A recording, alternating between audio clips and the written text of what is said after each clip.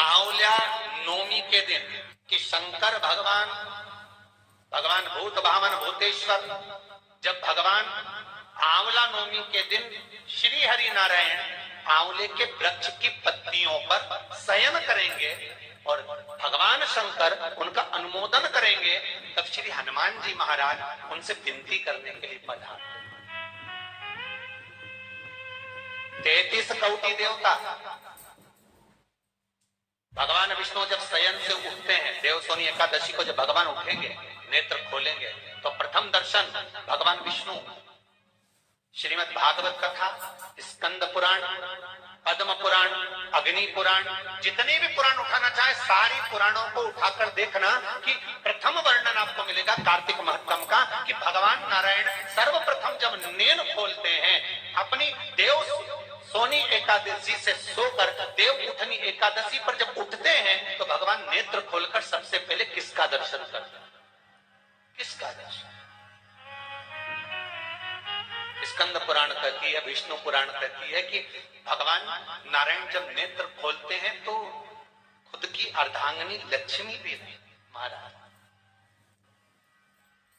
ब्रह्मा आदिकादिक देवता सब खड़े, पर भगवान नेत्र नहीं खोलते। कब तक? जब भगवान शंकर अपने ही मुख से भगवान श्री हरि का गुणगान नहीं गाते, डमरू का नाद। आंवला नवमी का आप लोग साधना करते होंगे। जब कार्तिक के महीने में आंवला नवमी का व्रत आता है तो जो उपवास नहीं भी रखते हो, जो पूजन नहीं भी करते हो, उनसे मेरा निवेदन है कि स्कंद पुराण में कार्तिकेय के पावन चरित्र में स्कंद पुराण में स्पष्ट किया गया, और कल्याण का कार्तिक खंड पढ़िएगा, कभी योग लगे तो गीता प्रेस गोरखपुर का कार्तिक खंड पढ़िए,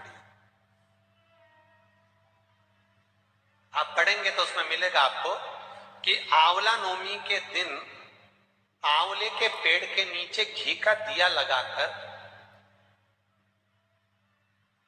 मध्याह्न से पहले दोपहर के 12 बजे से पहले आंवले के पेड़ के नीचे आंवला नवमी के दिन कार्तिक के महीने में स्कंद पुराण कहती है जो घी का दिया लगाकर पूजन कर कर अपना पल्लू पसार कर आंवले के वृक्ष की डाली में से उस पे लगी हुई थोड़ी सी छाल को अपने अंगूठे और चीटी उंगली से अपने पल्लू में गिराकर ले जाकर लाल कपड़े में हल्दी के साथ अपनी तिजोरी में अलमारी में रख लेता है। उसके घर में कभी बरकत की कमी नहीं होती, उसके घर में कभी संपदा की कमी नहीं होती, उसके घर में धन वैभव सत्ता बढ़ती है, बढ़ती है। आंवला नवमी की कथा में एक प्रसंग आता है। आंवला नवमी का पूजन आपको करना आता है, व्रत करने वाली माताएं व्रत करती है, आंवले के पेड़ के नीचे जाकर पूजन करना, भोजन करना, आंवले का वृक्ष की छाया में बैठना,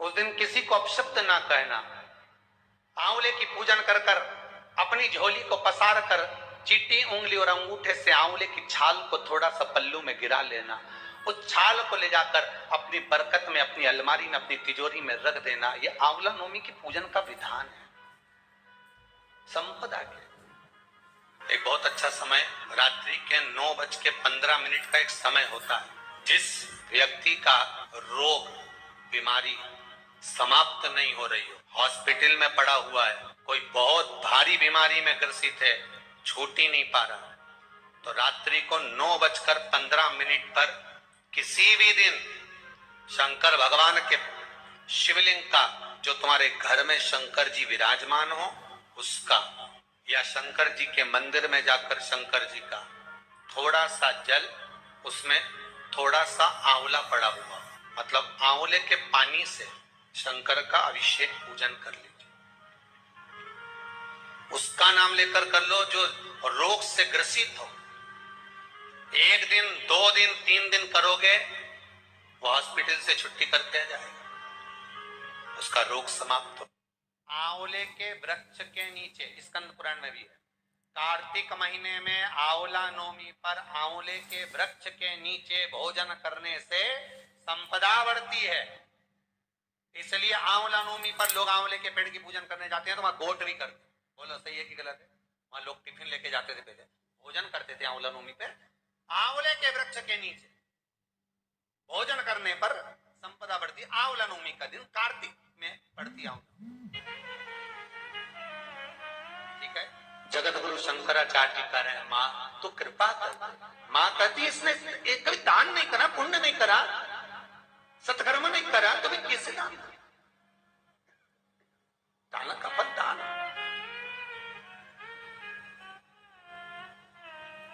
कैसे दूं मैं? मां पूर्व में मान लो इसने जितने जन्म लिए, उस जन्म में अगर कोई दान नहीं दिया तो आज आंवला नवमी के दिन आज तो दान दिया है। लक्ष्मी जी बोलती है जो अभी करेगा इसका फल तो बाद में मिलेगा। जगत गुरु शंकराचार्य जी कहते हैं, मां मैं आपसे केवल इतना सा मांगना चाहता हूं, इस कली काल में आप मुझे वर दे दो कि एक दिन ऐसा हो आंवला नवमी का जिस दिन जो दिया जाता है उसका फल जीते जी ही मिल जाए। बस इतनी कृपा कर। जगत गुरु शंकराचार्य जी के शब्द देखिए। गौदान करा उसका फल बाद में मिलेगा, कुछ दान करा उसका फल बाद में। पर आंवला नवमी के दिन अगर आपने कुछ दान दिया है, आंवला नवमी के दिन अगर आपने दान किया है, उसका फल जगत गुरु शंकराचार्य जी माता लक्ष्मी से कहते आज की आज मिलना चाहिए। उसका फल हमें इसी पृथ्वी पर रहते रहते इस साह शरीर में मिलना चाहिए। कंददेव हे कार्तिकेय, कार्तिक के महीने में जो दीप दान करता है उसके घर में कभी संपदा की कमी नहीं आती है। श्री शिवाय नमस्तुभ्यम। आपको मेरा ये वीडियो पसंद आया तो उसे लाइक और सब्सक्राइब कर दीजिएगा और ज़्यादा से ज़्यादा शेयर कीजिएगा। Thank you.